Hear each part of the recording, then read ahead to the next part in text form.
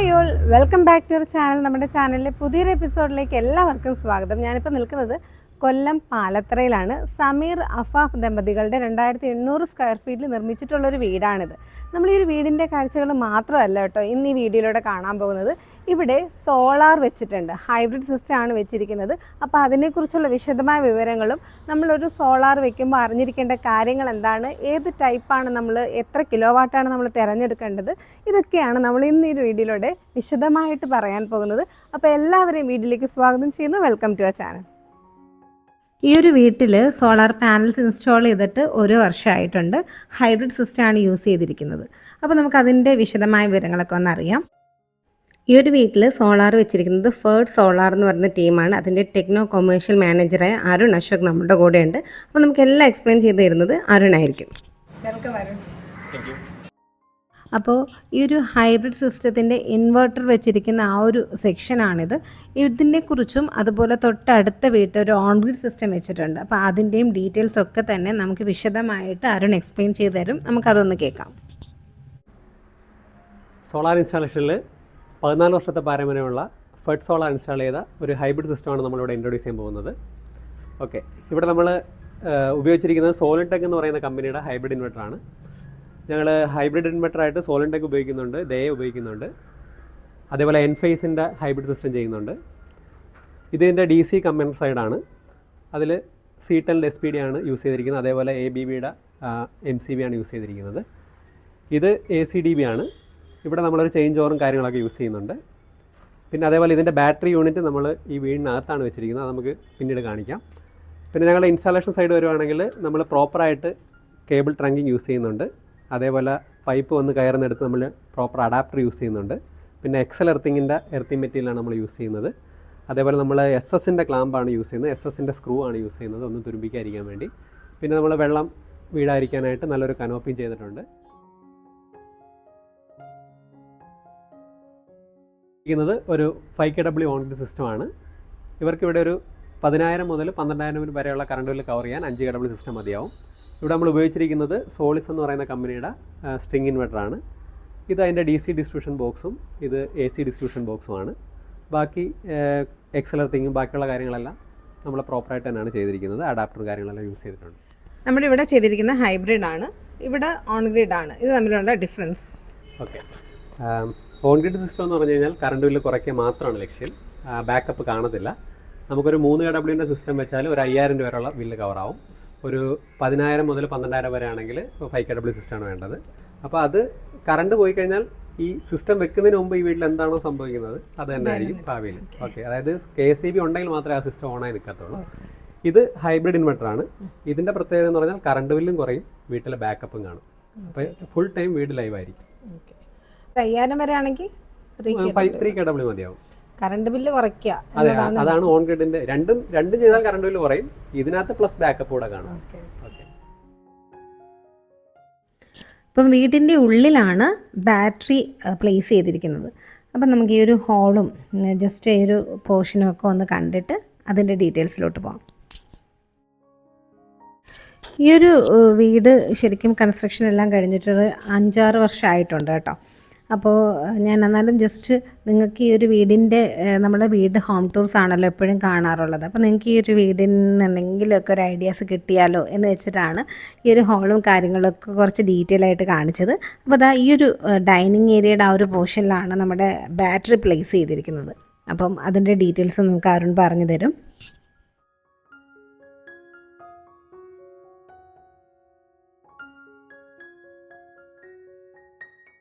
ഇവിടെ നമ്മൾ lithium Valley എന്ന് പറയുന്ന കമ്പനിയുടെ ലിഥിയം അയോൺ ബാറ്ററിയാണ് യൂസ് ചെയ്തിരിക്കുന്നത്. ഇവിടെ 2.56 kWhൻ്റെ 2 ബാറ്ററിയാണ്. അപ്പം almost 5.12 kWh unit battery backup കിട്ടും. ഇതതിൻ്റെ BMS ആണ്. ഇവിടുത്തെ 2 ബെഡ്റൂമിലെ AC-യും പിന്നെ മോട്ടർ, പിന്നെ അതേപോലെ എല്ലാ ലൈറ്റും ഫാനും എല്ലാം നമ്മൾ ബാക്കപ്പ് കൊടുത്തിട്ടുണ്ട്. ഏകദേശം ഒരു 5 മണിക്കൂറോളം കണ്ടിന്യൂസ് ആയിട്ട് അവർക്ക് ബാക്കപ്പ് കിട്ടും. അപ്പോൾ നമ്മളിവിടെ സോളാർ പാനലിൻ്റെ സ്ട്രക്ചർ സൈഡിലാണ് നിൽക്കുന്നത്. ഇവിടെ ഏത് പാനലാണ് നമ്മൾ യൂസ് ചെയ്തിട്ടുള്ളത്? ഇവിടെ ഞങ്ങൾ MB എന്ന് പറയുന്ന കമ്പനിയുടെ ടോപ്പ് കോൺ പാനലാണ് യൂസ് ചെയ്തിരിക്കുന്നത്. 565 വാട്ട്സിൻ്റെ 9 പാനലാണ് യൂസ് ചെയ്തിരിക്കുന്നത്. ഞങ്ങൾ MB ഉപയോഗിക്കുന്നുണ്ട്, വാരി ഉപയോഗിക്കുന്നുണ്ട്, വിക്രം, അദാനി, റെന്യൂസിസ്, ഇങ്ങനെയുള്ള പാനലാണ് നമ്മൾ ഉപയോഗിക്കുന്നത് കൂടുതലായിട്ടും. പിന്നെ ഇത് ടോപ്പ് ഓൺ ആണ് ടെക്നോളജി, ലേറ്റസ്റ്റ് ടെക്നോളജി പാനൽസ് ആണ്.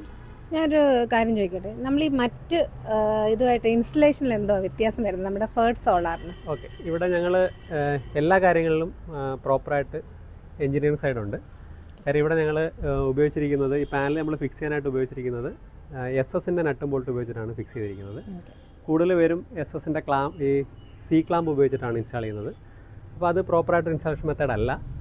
പിന്നീട് ഇവിടെ ആണെങ്കിൽ നമ്മൾ ഈ ലെഗ് നമ്മൾ സാധാരണ ആങ്കർ ബോൾട്ട് ചെയ്യുന്നിടത്ത് നിറ്റോ ബോണ്ട് എന്ന് പറയുന്ന ബോണ്ടിങ് ഏജൻറ്റ് ഒഴിച്ചിട്ട് ശേഷമാണ് നമ്മൾ ആങ്കർ ബോൾട്ട് ചെയ്യുന്നത്. ലീക്കേജ് ഒഴിവാക്കാൻ വേണ്ടിയാണ്. പിന്നെ ലെഗായിട്ട് ഉപയോഗിക്കുന്ന നമ്മൾ 2.5 ഇഞ്ചിൻ്റെ GI പൈപ്പാണ് ഉപയോഗിക്കുന്നത്. പിന്നെ ഇത് 80-40ൻ്റെ അപ്പോളോടെ 16 ഗേജ് GP ട്യൂബാണ്. ഇത് 60-40 സൈസ്. സാധാരണ ഉള്ളവരെല്ലാം 40-40 അല്ലേ ആ റേഞ്ചിലാണ് ഉപയോഗിക്കാറ്. പിന്നെ ഇതിനകത്ത് ഒരു കോട്ട് എപ്പോക്സി പ്രൈമർ നമ്മൾ എപ്പോക്സി പെയിൻറ്റ് ചെയ്യുന്നുണ്ട്. നമ്മൾ എങ്ങനെയാ എല്ലാ സ്ട്രക്ചർ കാര്യങ്ങളെല്ലാം ചെയ്തു കൊടുത്തിട്ടുണ്ട്? A to Z വർക്ക് നമ്മൾ തന്നെ ചെയ്യുന്നത്. ഈ KCB-ലോട്ട പേപ്പർ വർക്ക്സ് എല്ലാം നമ്മളെ കൊണ്ട് ചെയ്യിപ്പിക്കുകയാണെങ്കിൽ അവർക്ക് എന്തെങ്കിലും ബുദ്ധിമുട്ട്, അതായത് അവർക്ക് എന്തെങ്കിലും ചെയ്യേണ്ടതായിട്ട് വരുമോ? ഇതിന്റെ പിറകെ നടക്കേണ്ടതോ ബാങ്കിൽ കയറി ഇറങ്ങേണ്ടതോ? ഇല്ല. അതായത് രണ്ട് രീതിയിലാണ്. ഒന്നുകിൽ കസ്റ്റമേഴ്സ് റെഡി ക്യാഷ് തന്നിട്ട് ചെയ്യുന്നു. അപ്പോൾ എവിടെയും കസ്റ്റമറിന് പോകേണ്ട ആവശ്യമില്ല. കാര്യം എല്ലാവർക്കും നമ്മൾ തന്നെ ചെയ്യും. ബാങ്ക് ലോൺ ആണെങ്കിലും എല്ലാ പ്രോസസ്സും നമ്മൾ തന്നെ ചെയ്യും. ലാസ്റ്റ് ബാങ്കിൽ ഒപ്പിടാനായിട്ട് കസ്റ്റമർക്ക് അവിടെ പോകണം. അത്രേ ഉള്ളൂ. നമുക്കിങ്ങനെ സബ്സിഡി കാര്യങ്ങളൊക്കെ ലോൺ എടുക്കുമ്പോൾ ഇതിനകത്ത് 78,000 രൂപയാണ് സബ്സിഡി. 3KW ചെയ്താലും 4 ചെയ്താലും 5 ചെയ്താലും എല്ലാം 78,000 സബ്സിഡി. Bank loan 2 കാറ്റഗറിയാണ്. അതായത് 2 ലക്ഷം രൂപ വരെ ഒരു കാറ്റഗറി. കൂടുതൽ പേരും 2 ലക്ഷം രൂപ വരെയാണ് എടുക്കുന്നത്. കാരണം 2 ലക്ഷം വരെ ആണെങ്കിൽ 5.25 ഉള്ളൂ ഇൻട്രസ്റ്റ് റേറ്റ്. നമ്മൾ ഒരു സെക്യൂരിറ്റിയും ബാങ്കിൽ കൊടുക്കണ്ട. 2 കണ്ടീഷനേ ഉള്ളൂ. കസ്റ്റമറിന് 65 വയസ്സ് കഴിയരുത്.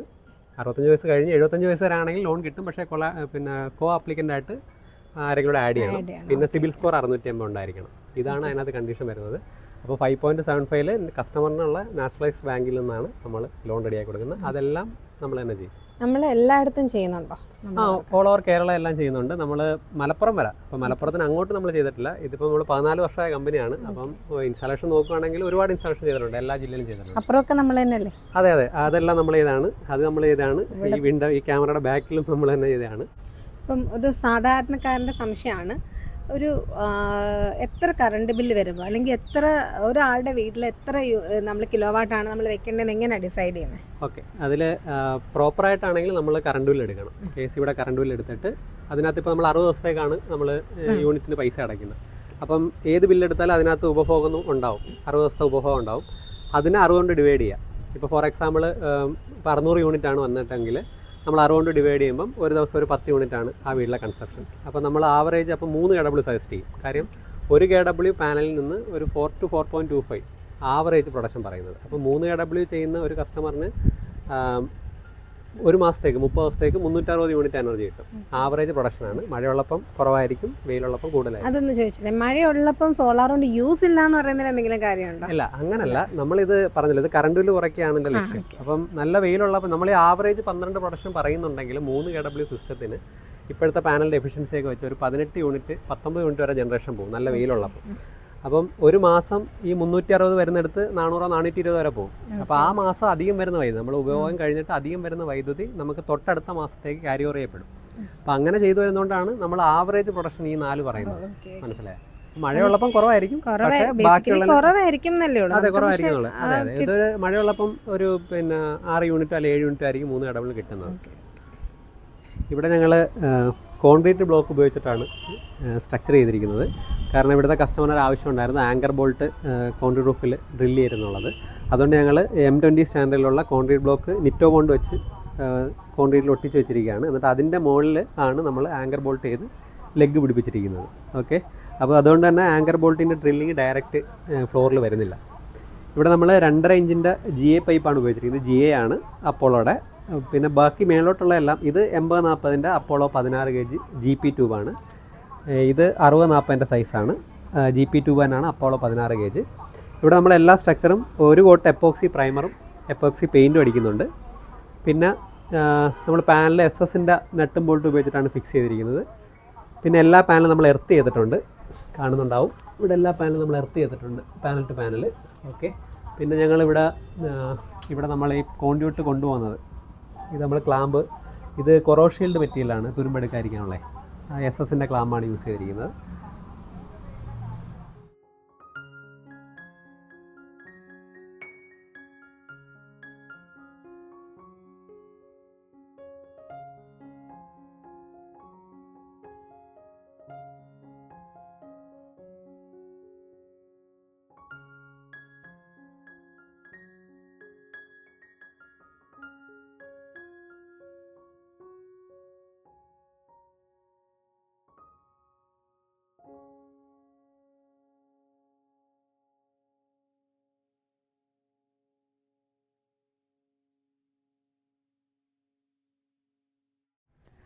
അപ്പോൾ നമ്മൾ വീടൊന്ന് ജസ്റ്റ് കണ്ടു, നമ്മൾ സോളാറിൻ്റെ കാര്യങ്ങളൊക്കെ സംസാരിച്ചു. ഇവിടെ ഹൈബ്രിഡ് സിസ്റ്റമാണ് ചെയ്തിരിക്കുന്നത്. ഹൈബ്രിഡും ഓൺ ഗ്രിഡിനെയൊക്കെ കുറിച്ച് പറഞ്ഞു.